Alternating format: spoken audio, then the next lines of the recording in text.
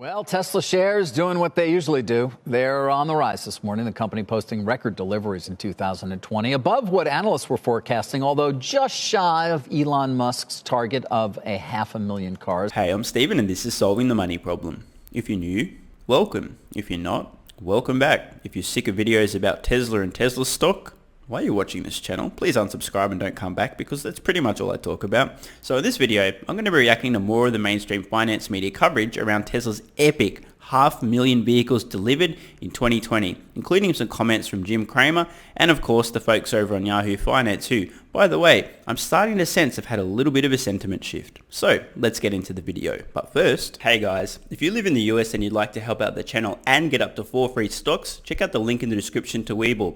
If you open a new account, you'll get 2 free stocks between $2.50 and $250 each just for opening an account. And if you deposit $100, you'll get a further 2 free stocks valued between $8 and $1,600 each. That is an obnoxiously good return on your investment. I mean, really, deposit $100 and you'll end up with, at minimum, $21 worth of stocks, a 21% ROI on your money. And if you're in Australia, the UK, or New Zealand, you can get a free stock with stake also using the link in the description. Let's get back to it. The stock was last year's best performer on the S&P, of course.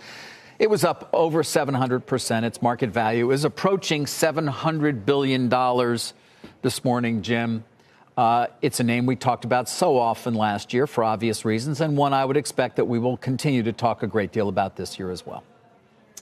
Yeah, well, look, there are some reasons for it to go up. The numbers in China were very good. This could be Europe's year. It's a momentum stock. Let's say it was a semiconductor company. What it's basically done is come up with the 386. It had the 286. Now it's got the 386. It could have the 486. If you go back to a chart of Intel during that great run where it became the microprocessor and went from 18th semiconductor to number 1 semiconductor company, we always were willing to take it up on every single iteration, even with the 46, the Pentium. Each time the stock went up. And that's kind of how you have to think about this. You can't think of it as a really expensive stock. You just have to think about it, which obviously it is. You have to think about it by iterations. And if you think about it that way, then it makes some sense to the people who are watching it go up. The people who are buying it, I think, look at it like that. They look at Musk as a super-duper Andy Grove. And, that way you can justify it. I think you and I, David, are saying it's tough to find a way, but you just view China as an iteration. That's the 386. You view Europe as the 486. The rest of the world as the truck, as the Pentium. And then you can figure at least some confine, some metric that makes sense. Right.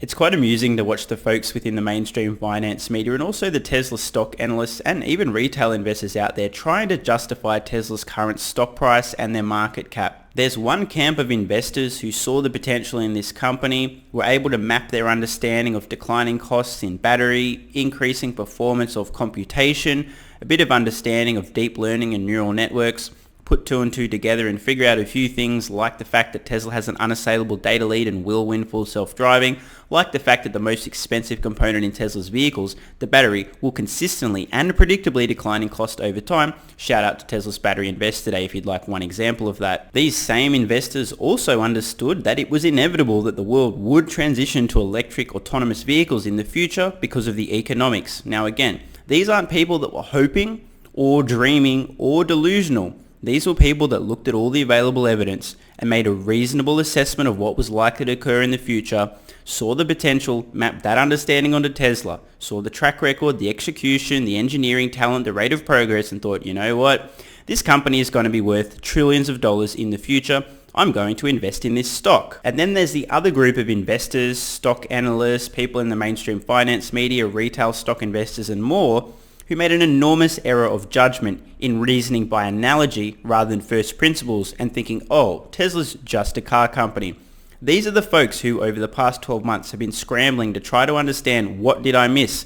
They're making their best effort, they're trying their best, but honestly most of these folks still aren't getting it. They're doing their best, okay, I don't know, cool, yeah, it might go up again, I don't get it. They still don't have the understanding, but they're kind of on board because the market's forcing them to take a second look. At some point in time, you're going to hear everyone in the mainstream finance media talking about the autonomous opportunity, robo-taxi revenue. You're going to hear them start talking about the enormous software margins that Tesla will continue to grow over time, infotainment, all sorts of other things, over-the-air upgrades and updates, etc. And eventually, you'll also start to see these same folks talking about Tesla's energy business. But at this point in time, it's fairly obvious that the majority of people who should know what they're talking about regarding Tesla stock don't. And as I tweeted out earlier this morning, if you short Tesla stock in 2021, you are an actual moron. As Chamath Palihapitiya recently said, how many times do you need to get your face ripped off before you realize you're just an idiot? And I'd just like to take a moment to quote my favorite bell curve exemplifying response to this tweet. I quote, "I think one could make the argument that staying 100% long a megacap stock up 700% in a year makes you an actual moron. Now just allow me to explain why this is incredibly stupid thinking. So first of all, imagine being long, in fact all in, a stock that ran 700% in a year.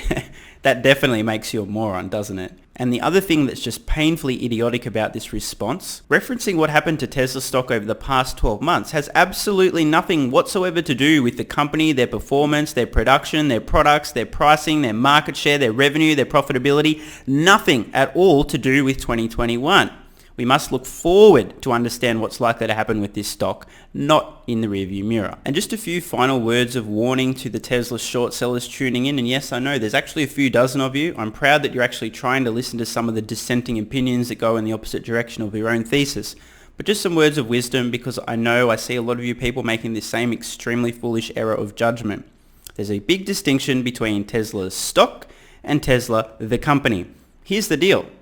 What Tesla, the company, is doing and will do in the future is what matters. What Tesla stock has done in the past doesn't matter. Now, I know this sounds simple, but it's actually very important. An argument like Tesla stock's up 700% in the last year and then inferring something about what Tesla stock will do in the future based on Tesla stock's performance in the past, that is an example of being a moron. Instead, what you want to focus on is what Tesla, the company, is doing and will do in the future. Okay, one more time.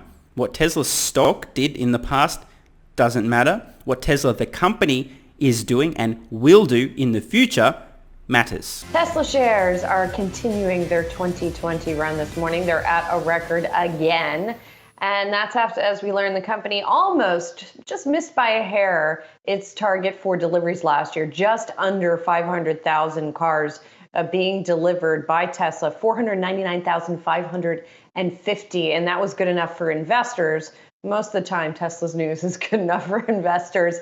You know, one of the things that actually propelled the stock last year was shorts getting squeezed out. There was an estimate, I think, from S3 Partners that there was about $37 billion in shorts getting squeezed, losses related to shorts getting squeezed for Tesla.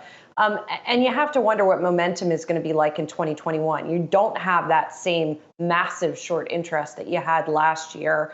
You know, this is a question, obviously, for a lot of companies this year. And Tesla, after such huge gains last year, is definitely going to be on that list to see if it can maintain the huge steam that we have seen for the company already. Yeah, I mean, I think what's interesting about Tesla is the way the stock performed relative to the company's good and improving fundamentals, but still fundamentals that were, you know, in line basically with the company's expectations. If you go and you look at sort of what Zoom did, and it's interesting, Zoom, sneaky, 35% off of its highs here. I mean, Zoom's reporting, hundreds of percentage points worth of growth on the top and the bottom line. And yes, Tesla is growing at a nice clip, but to come in line with expectations off a year in which the stock was up 700%, I think, Julie, it has to speak to some of those dynamics around, you know, kind of who owned the stock and who was betting against the stock. Now, there's been several periods in Tesla's history where that has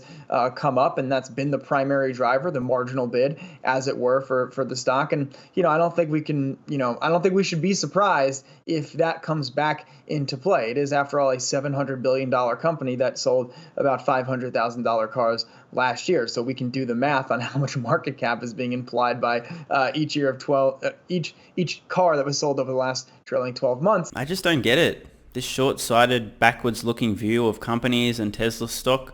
Why are people not talking about the Berlin factory, 2 million capacity when fully built out? The Austin factory, we don't know the capacity, but it's going to be even bigger than Berlin, no question. Let's call it 3 to 5 million vehicles. When you look into the future and go, hang on a minute, they did 500,000 vehicles, but they're going to have like over 5 million vehicles capacity just from these 2 new factories in a few years' time. That's probably more important than how many vehicles they delivered in 2020, isn't it?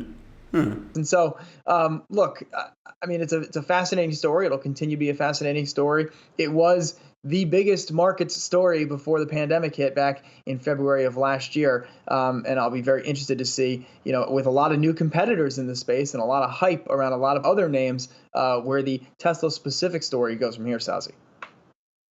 Miles and Julie, where the surprises are coming from and where you are seeing a lot of momentum and perhaps the street's still not understanding the story is demand in China for electric vehicles. Outside of Tesla releasing its sales number this weekend, you had NIO come out, reported for the 9th straight month that its deliveries doubled year over year. Xpeng just came out. Its deliveries in December rose 326% year over year. Li Auto deliveries up 530% year over year. And Tesla, again, I retweeted this on my account. They just started selling the Model Y in China, and their dealerships have been packed. So that only fuels the story. But a moment of caution here, though. You look at some of the price to sales ratios on these names. Xpeng, 56 times trailing sales. Li Auto, 86 times trailing sales. NIO, 30 times trailing sales. These are super high growth valued stocks. And any sign of a slowdown of any kind in coming months will not be met kindly in this market. That's just the bottom line here. So just a couple of things here. First of all, the NIO sales, the Xpeng sales, etc. They're certainly showing impressive growth, but just keep in mind they are starting from a smaller base. When you ramp from 1,000 vehicles to 2,000 to 8,000 to 12,000, these kind of numbers actually happen. But even more important than that, I think Brian, who previously I have referred to as Salty McSaltface and other variants thereof, seems to be turning a little bit of a corner in terms of the electric vehicle market and the potential. I think it's finally starting to settle in, albeit a little slowly with Brian, that yes, EVs are going to make up the entire new vehicle market in the future, and this is kind of important, and yes, China is a really important example of this. So credit where it's due, I think Brian is actually turning a corner here. Now, nothing personal, never is, but I just want to point out, I'm impressed. This guy's gone from hating on Tesla, trying to say the company's insane, the valuation makes no sense, to being a little bit more reasonable and a little bit more aware. And I think we're going to see this same sentiment shift continue to move throughout the mainstream finance media outlets as more and more people start to see the inevitability of EVs playing a dominant role over the 2020s. You were giving the individual delivery numbers for them. The overall number for China is also really interesting. Pure electric vehicle sales up 4.4% from January through November. That's even as non-electric vehicle sales, just conventional passenger car sales, down 7.6%. So this was really a bright spot in the auto market in China. And to your point, we'll see if these guys can keep it up and if that kind of demand is going to keep up and spread even more here to the United States as well. We shall see. I can't help but have a little bit of a laugh when I hear people posing these types of questions as if there's any doubt as to whether or not EVs will become 100% of the new vehicle market over time, whether or not China's growth in the EV space is an anomaly or an example of things to come. Awareness and sentiment are shifting, but man, there is a long way to go. Let me ask you guys a question. Leave your answer in the comments below. At what point in the future, how long, how many months, or how many years will it take until everyone, universally, mainstream finance media, stock analysts, retail investors, everybody universally accepts, knows, and is proud to point out that EVs will be the entire new vehicle market in the future? Will it be 2021 when everyone realizes this? 22, 23, 24, 25, or even later? Let me know below. I'm Stephen Mark Ryan. This is Solving the Money Problem, and I love you all. And don't forget, if you live in the US and you'd like to help out the channel and get up to 4 free stocks, check out the link in the description to WeBull. If you open a new account, you'll get 2 free stocks between $2.50 and $250 each just for opening an account. And if you deposit $100, you'll get a further 2 free stocks valued between $8 and $1,600 each. And if you're in Australia, the UK or New Zealand, you can get a free stock with stake also using the link in the description. Thanks so much for watching. Let me know your thoughts in the comments below. And of course, if you have any ideas for future videos, let me know. I read all your comments. P.S. If you're still watching, you're awesome. If you'd like early access, exclusive videos, regular Q&As, our private Discord server and more, consider supporting the channel at patreon.com/solvingthemoneyproblem so I can keep creating content for you guys. There's a link in the description. You can now also become a member of the channel for some exclusive perks. To learn more, click the join button next to subscribe. And don't forget to check out our merch store. Either way, the best form of support is you being here and watching, so thanks again.